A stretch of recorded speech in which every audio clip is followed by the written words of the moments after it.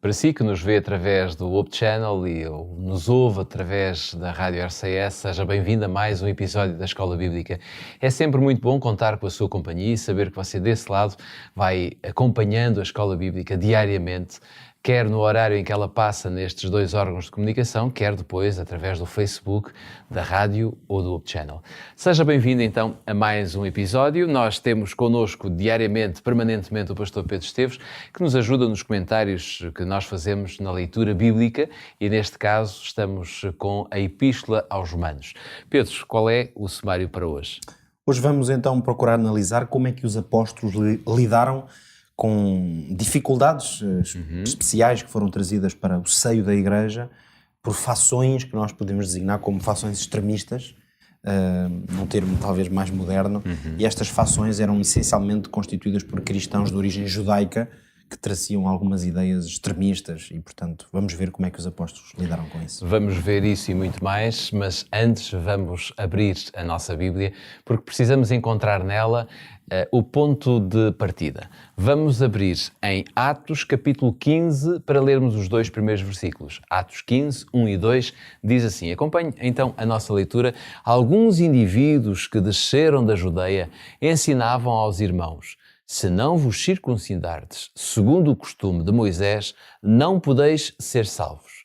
Tendo havido, da parte de Paulo e Barnabé, contenda e não pequena discussão com eles, resolveram que esses dois e alguns outros dentre eles subissem a Jerusalém aos apóstolos e presbíteros com respeito a esta questão. Pedro, este tipo de questões como a circuncisão estavam sem dúvida a gerar muita divergência, muita divisão na Igreja. Como é que os apóstolos lidaram com esta situação? Sim, é uma questão muito interessante, sobretudo porque creio que nós podemos aprender bastante com a forma como os discípulos encontraram solução, ou pelo menos meios para enfrentar esta situação. Em primeiro lugar, dizer que os apóstolos perceberam que este assunto era sério e por isso não o ignoraram. Isso. Começando já aqui a fazer, no fundo, algumas aplicações ou tirando algumas lições, a verdade é que, por vezes, ao ignorarmos alguns assuntos, algumas dificuldades que surgem, pode ser no seio de uma família, de uma comunidade ou de uma igreja. Podem ter consequências muito... Às vezes, não mexer num assunto parece uma boa solução para evitar que ele se alargue, não é? Mas mais tarde... Mas a verdade é que há problemas, sobretudo quando, na sua origem, quase podíamos dizer que a visão dos apóstolos foi: quanto mais cedo tivermos uma intervenção clara sobre isto, melhor o problema poderá ser resolvido. Mesmo se, ainda assim, e nós temos exemplos como a carta aos Gálatas ou mesmo a carta aos Romanos, que nos ajudam a compreender que, apesar dessa intervenção, o problema ainda continuou a manifestar-se. Mas isso também ajuda a perceber que, se os apóstolos não têm levado este assunto a sério, ou não, eles não se tivessem empenhado pessoalmente na sua resolução, talvez então, em poucos anos, poderíamos ter tido provavelmente um autêntico cismo, digamos assim, dentro da Igreja cristã. Por isso, quando eles começaram a perceber que o melhor era fazerem alguma coisa sobre isto, foi então que eles decidiram organizar essa reunião alargada. Ainda aqui há 2 episódios falávamos sobre esse tal, o chamado concílio em Jerusalém, em que nessa reunião foi procurado haver um debate, no fundo, uma reflexão. Claro, sobretudo os apóstolos procuraram... Com um único tema, não é? Com um tema, essencialmente, e eles, sobretudo, os apóstolos procuraram fundamentar, claro, do ponto de vista teológico, eram aqueles que estavam também melhor preparados para o fazer. Eles procuraram fundamentar a sua posição e a partir daí também dar se quisermos, uma linha orientadora à Igreja. Precisamente porque a forma como a Igreja primitiva, como costumamos chamar, estava organizada é muito diferente de formas de organização moderna que nós podemos conhecer nas mais diversas igrejas cristãs mesmo. Naturalmente era uma igreja que estava a nascer e, portanto, isso dava uma enorme flexibilidade à forma como as coisas aconteciam, e mesmo o facto da comunicação ser extremamente difícil, muito demorada em termos de tempo. Portanto, isto significa que era muito difícil, com celeridade, atuar sobre um problema ou uma questão qualquer que surgisse à medida que a igreja crescia. Não é? E nesse evento vieram muitos judeus que vinham, por exemplo, da Judeia, não é? E esses até tinham, de alguma forma, um nome que era a seita dos fariseus, não é? O próprio livro de Atos utiliza essa expressão. Alguns vieram da chamada seita dos fariseus. Portanto, uma expressão que nos ajuda a compreender que era uma ala, digamos assim, que estava a tentar ter influência numa ideia que, basicamente, nós já explorámos aqui em diversas ocasiões, mas que, sem dúvida, os apóstolos atacaram, por assim dizer, defenderam-se, procuraram ensinar solidamente a igreja e tomar uma resolução.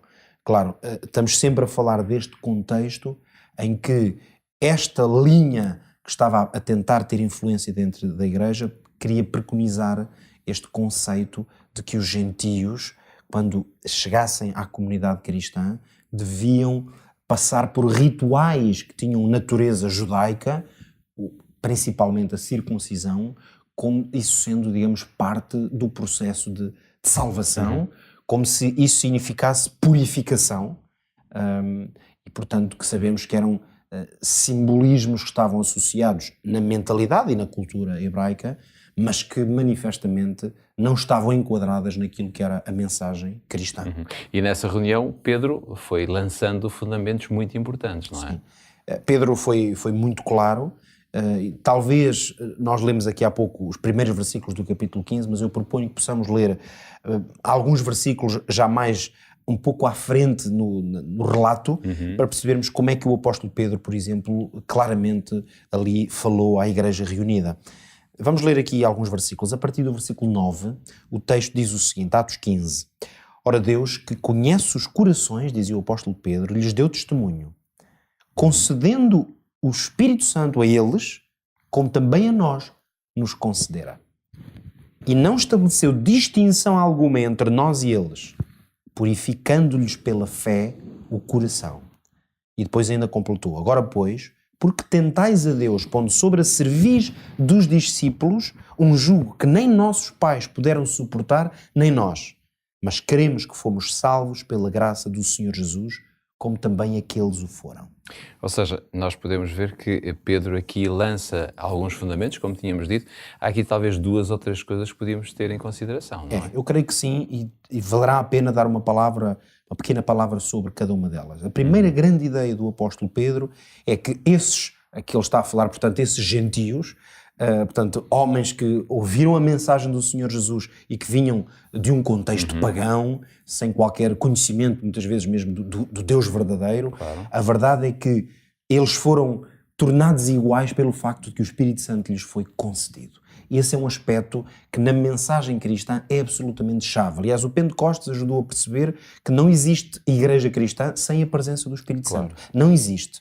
Por isso é que Jesus tinha dito mesmo aos apóstolos para não fazerem nada até que a virtude do Espírito Santo viesse sobre eles. Por isso, desde que haja a garantia de que alguém recebeu o Espírito Santo, então a partir desse momento as pessoas estavam todas em pé de igualdade. Mas ele vai mais longe, ou se quisermos ser mais específico, quando vai afirmar que o que Deus fez na vida dessas pessoas foi que purificou-lhes a fé, pela fé purificou-lhes o coração. Claro, isto aqui era uma alusão ao facto de que eles não precisavam de rituais de purificação, como poderia ser considerada a circuncisão ou outros rituais, mas na verdade o coração tinha-lhes sido purificado pela fé. E finalmente ele vai introduzir aqui aquele grande tema que o apóstolo Paulo vai depois explorar, de que a salvação a eles estava-lhes a chegar pela mesma forma que aos judeus, é através da graça do Senhor Jesus Cristo. Ou seja, no Aprendo Fazendo de hoje nós podíamos talvez ter estes conceitos, não? Sim, nós, em termos práticos, nós temos que olhar para esta realidade dos apóstolos e aprender com eles que, se calhar, nós, muitas vezes, a melhor maneira de lidar com mal-entendidos, com conflitos, é reunir as pessoas, é conversar, falar e, sobretudo, estabelecer prioridades.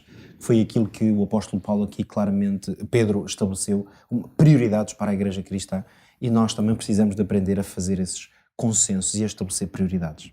Não se esqueça dos 3 fundamentos, podíamos assim dizer, que aqui foram mencionados e que retiramos de Atos.